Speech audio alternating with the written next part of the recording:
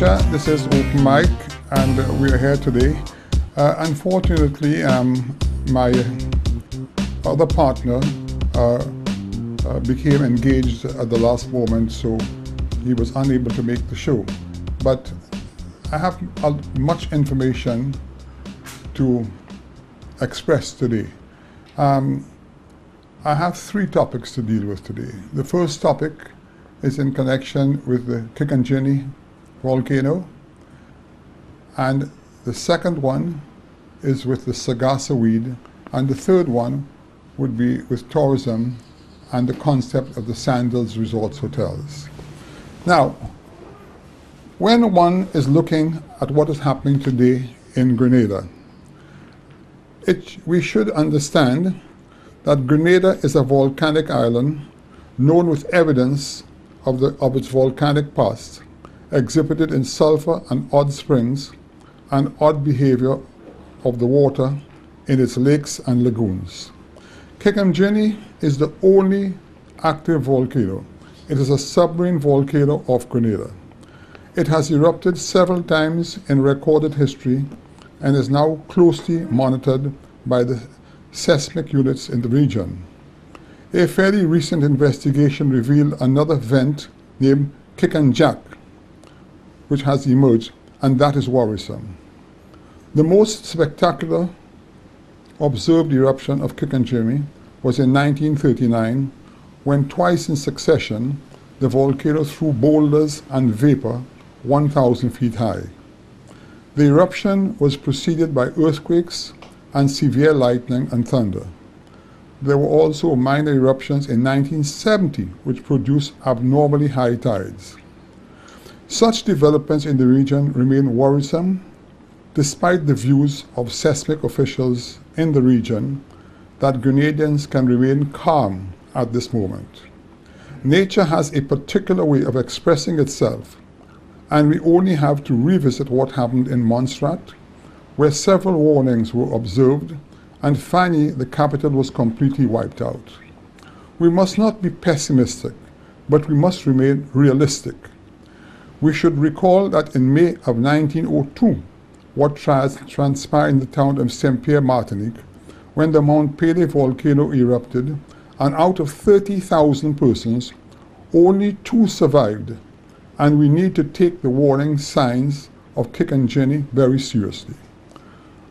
Already, some hoteliers in the region felt compelled to brief their guests in respect to what is going on, and one can only imagine that tourism occupancy could be affected. Unfortunately, these are the natural disasters which governments have absolutely no control over, but become very costly. Now, when I revisit what has been said by the seismic agents in the region, they are quite correct in not alarming the public of the existing situation. But nature has a peculiar way of acting on its own. And by that token, we need to remain quite alert, because a volcano beneath the sea is no ordinary volcano, because I'm not a seismic officer.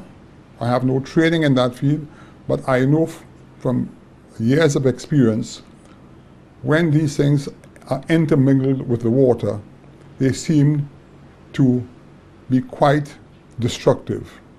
So on that score, we really must be very, very careful. Now, it is so sad because right at this time, the entire region is experiencing extensive areas of Sargasso weed. All the islands, especially the beaches on the Atlantic side, are in deep trouble. Barbados, for instance, with all its white beaches, they've turned to brown overnight. St. Lucia in the south, we have vast quantities of this Sargasso weed. But the worrisome part of that Sargasso weed is the fact that I have been driving to the south of the island for the last year, almost every weekend.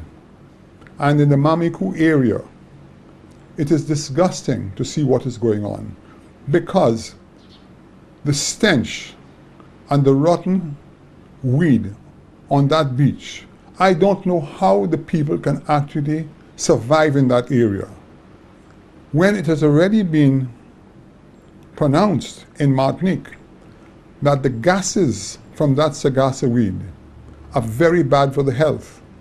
So at this time, I beg the government, for at least in the Mamiku area, to take the initiative, get a backhoe, clear that beach down there for the poor people. They have been suffering for 1 year.